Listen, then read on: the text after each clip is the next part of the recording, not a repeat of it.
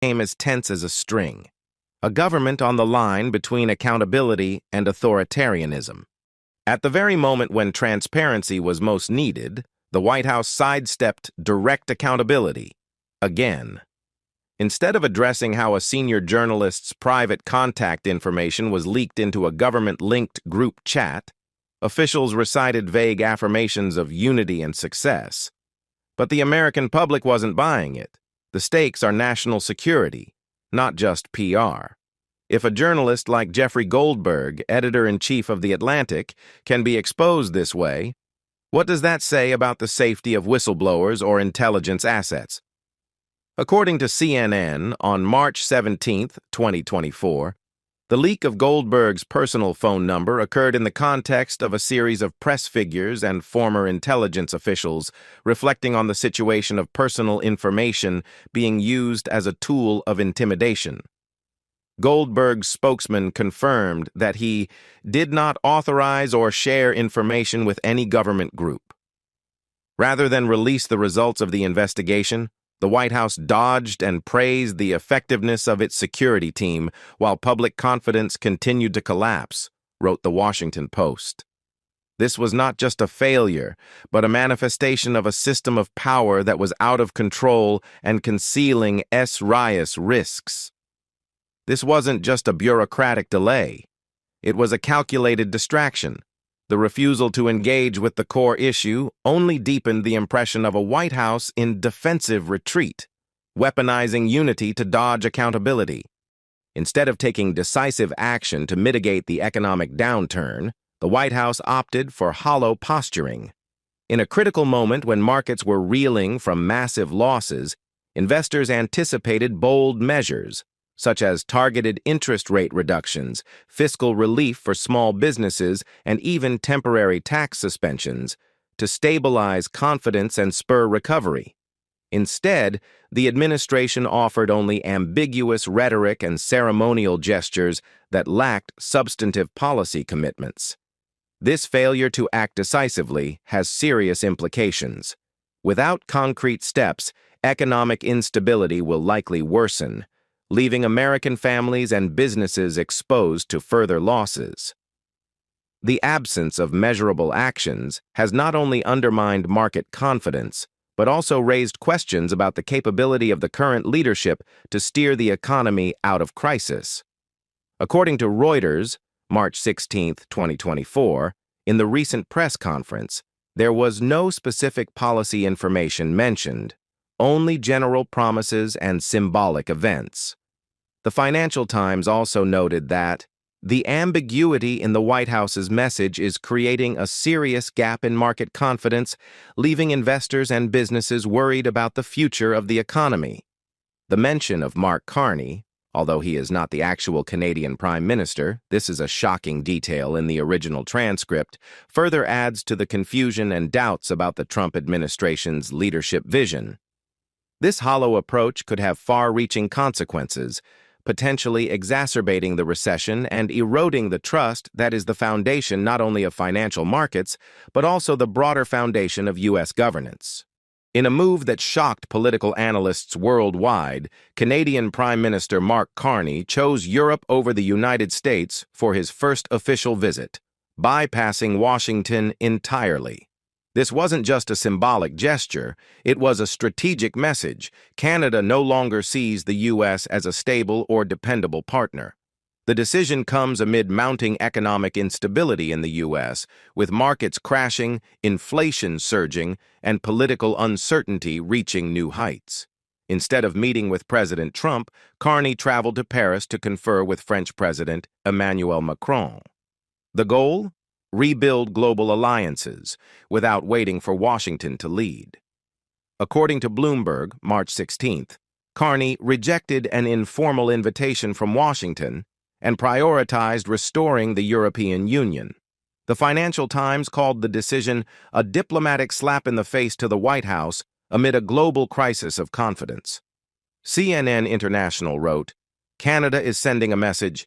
It no longer trusts the current White House to lead." The point couldn't be clearer. America's closest allies are now hedging their bets.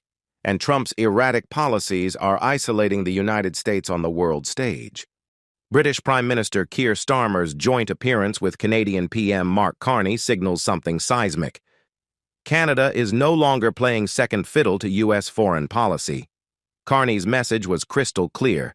Canada is shifting away from single-nation dependence, especially on the United States, and is now building a diversified global alliance focused on both economic resilience and national security. The announcement wasn't just diplomatic theater. Carney unveiled plans to bolster domestic infrastructure, scale up green investment, and transform Canada into a self-reliant economic engine, positioning it as a future energy superpower. According to Reuters, March 17th, Carney said, "We no longer look to Washington to lead. Canada will lead by action, not by dependence." Bloomberg commented, "Canada is reshaping its global role, focusing on energy security and non-U.S. international alliances."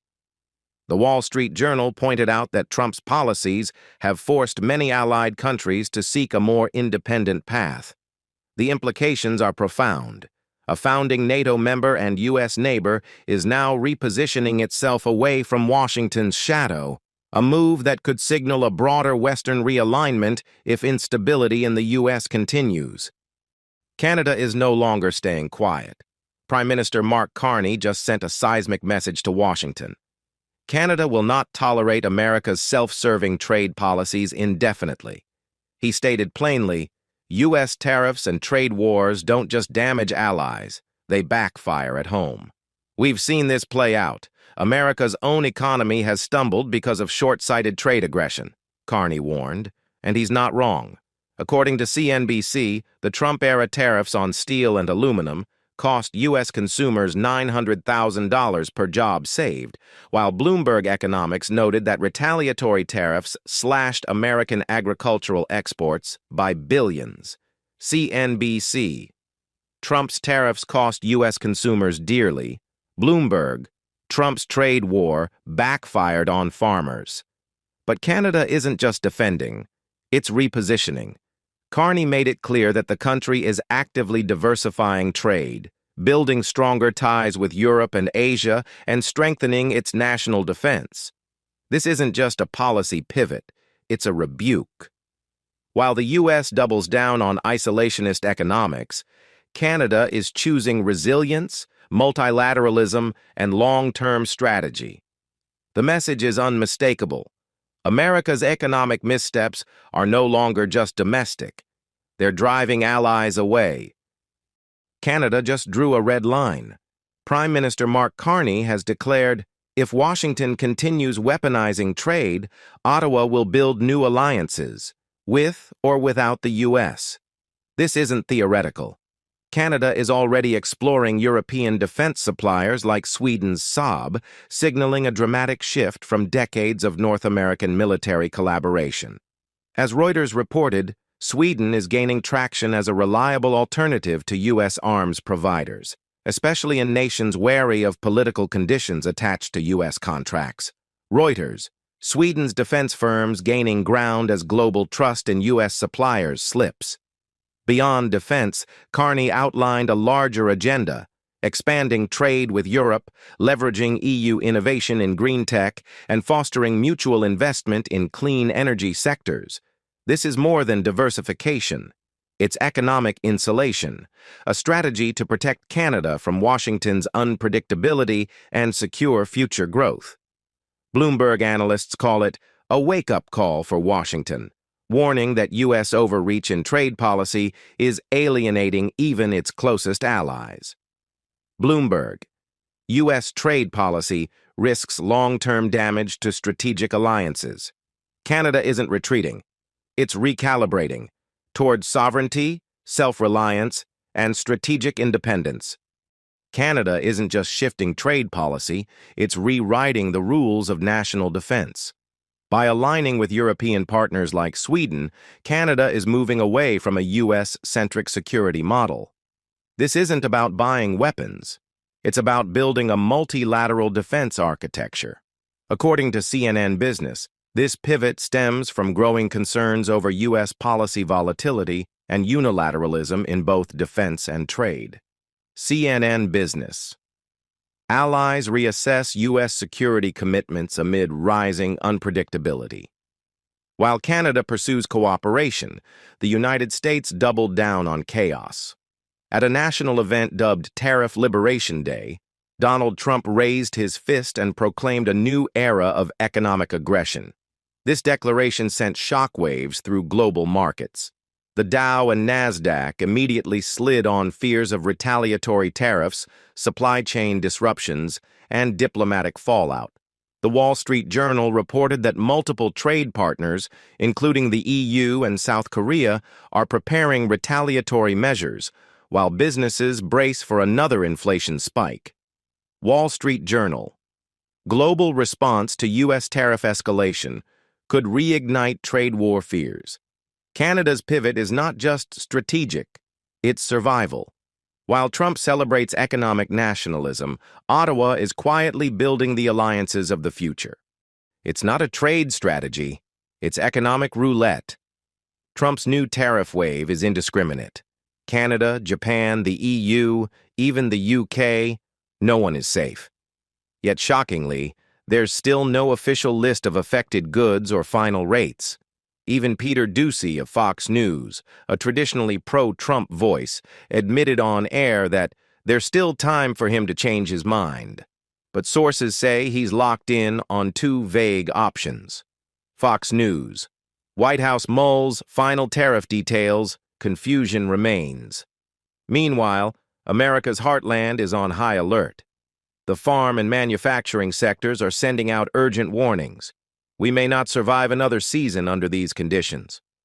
Popcorn exporters are losing market share in Europe. Yes, popcorn. Even American snacks are now victims of economic fallout. According to CNBC, U.S. meat processors have reported early signs of European contract cancellations due to anticipated retaliation tariffs. CNBC. U.S. meat and grain exports face backlash in Europe over Trump's tariff threats. This is no longer about trade balance. This is about strategic instability. Longtime Trump supporters in key export sectors are starting to ask, how much more collateral damage can we afford? Allies and critics alike are sounding the alarm. Senator Tom Tillis and other lawmakers are warning that the U.S. is inflicting real pain on its domestic sectors. Farmers, for instance, are teetering on the brink of bankruptcy. With just one failed crop pushed them over the edge, and the industry is already reeling from the effects of punitive tariffs. The situation has escalated to a point where even established media like the Wall Street Journal have issued harsh editorials condemning mass tariffs as counterproductive. As reported by Bloomberg, there is simply no historical evidence that blanket tariffs have spurred growth in major economies. According to the WSJ, March 15, 2024, in-depth articles have asserted that there is no evidence that large-scale tariffs have ever helped the economy thrive, while Bloomberg warned that Trump's 25% tariffs could shift the advantage of the global auto industry to China. Meanwhile, while Trump continues to blare America First slogans from the political stage, global market signals tell a very different story. In Shanghai, the leading EV CEOs are gearing up for a future where U.S. tariffs have already altered the competitive landscape, potentially ceding technological leadership and market share to foreign rivals. This is not mere political rhetoric. It is an unmistakable signal that Trump's tariff policies are undermining U.S. domestic industries at a time when strategic economic stability is paramount. Donald Trump's so-called Liberation Day is rapidly becoming a symbol of economic self-destruction. By slapping tariffs on steel, auto parts, and other essential inputs, he hasn't liberated the economy. He's shackled it. According to CNBC, these tariffs have pushed American production costs to record highs, forcing manufacturers to pass costs to consumers, or worse, shut down entirely. Wisconsin's rejection, symbolized by falling regional manufacturing indexes, isn't just political, it's economic revolt. According to CNBC, March 18, 2024, input costs for the U.S. manufacturing industry have increased by nearly 22% after import tariffs, especially on steel and auto parts. The Wisconsin Industrial Index, released by the Federal Reserve Bank of Chicago, has fallen for 3 consecutive quarters. What Trump framed as a bold act of national pride is being called, by economists and even conservative think tanks, a unilateral economic assault on America's own supply chain. The Wall Street Journal warned that the U.S. is declaring war on its allies and betting against its own economy. And Canada? Once a close partner, now squarely in Trump's crosshairs. Ottawa responded sharply, with Finance Minister Chrystia Freeland stating that Canada will not be bullied into trade submission.